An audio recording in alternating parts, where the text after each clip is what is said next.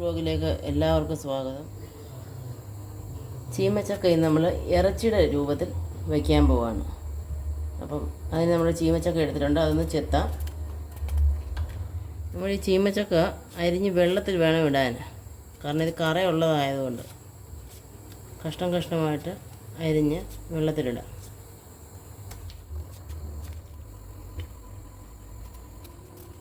നമ്മളെല്ലാം കട്ട് ചെയ്തിട്ടുണ്ട്, ഇനി ഒന്ന് കഴുകി വൃത്തിയാക്കി എടുക്കാം.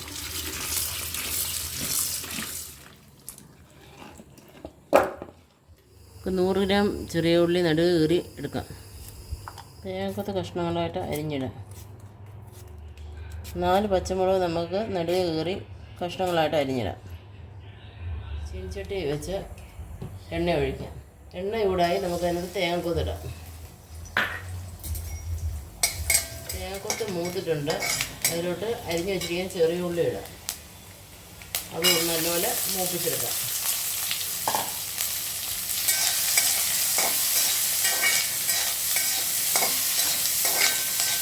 അതിൻ്റെ കൂടെ നമ്മൾ അരിഞ്ഞ് വെച്ചിരിക്കുന്ന പച്ചമുളക് കൂടെ ചേർക്കാം.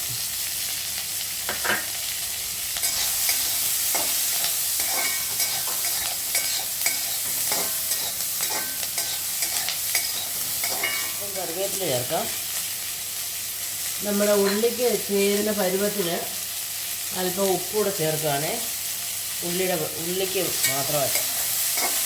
അല്പം മഞ്ഞൾപ്പൊടി ഇടാം. നമുക്ക് മല്ലിപ്പൊടി 2 സ്പൂണും ഇടാം. മുളക് പൊടി നമുക്കൊരു 1.5 സ്പൂണ്.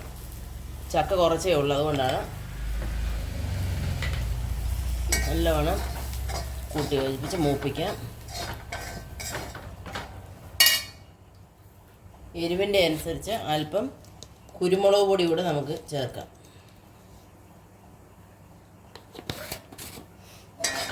ഇനി ഈ പൊടിയുടെ എല്ലാം പച്ച ചുവ മാറുന്നവരെ, മണം മാറുന്നവരെ, ഈ പച്ച മണമുണ്ട് മുടിക്ക് മാറുന്നവരെ ഇളക്കുക. ഒരു തക്കാളിപ്പഴം കൂടെ അരിഞ്ഞിടാം.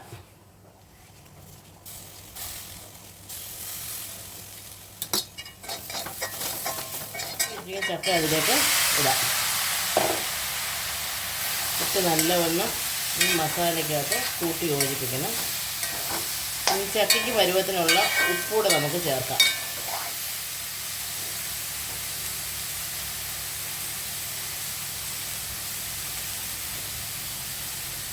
ഉള്ളിക്ക് നേരത്തെ ചേർത്തിട്ടുണ്ടായിരുന്നു. ഇനിയിപ്പോൾ ചക്കയുടെ പരുവത്തിനുള്ള ഉപ്പാണ് നമ്മൾ ചേർത്തിരിക്കുന്നത്. നമുക്ക് ഇതിൻ്റെ ചേർക്കാൻ പരുവത്തിനുള്ള, വേവാൻ പരുവത്തിനുള്ള വെള്ളം നമുക്ക് ചേർക്കാം. കാരണം ചക്കയുടെ വിളവനുസരിച്ചിരിക്കും അതിൻ്റെ വേവ്.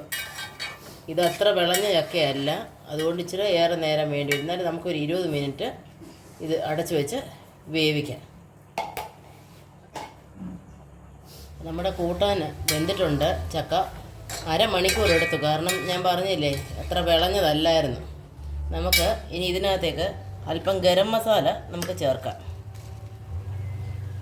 അല്പം ഗരം മസാല ചേർത്ത്, നമ്മൾ വീട്ടിൽ തന്നെ പൊടിച്ച ഗരം മസാലയാണ്. നല്ലവണ്ണം ഒന്ന് ഇളക്കി കൊടുക്കാം.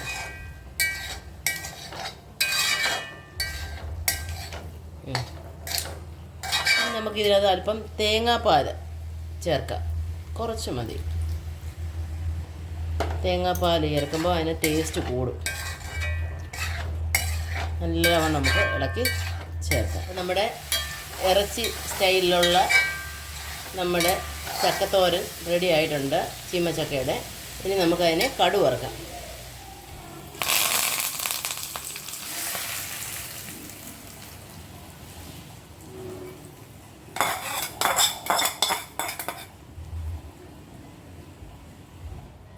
അപ്പം നമ്മുടെ ഇറച്ചി രീതിയിലുള്ള ചീമച്ചക്ക തോരൻ റെഡി ആയിട്ടുണ്ട്.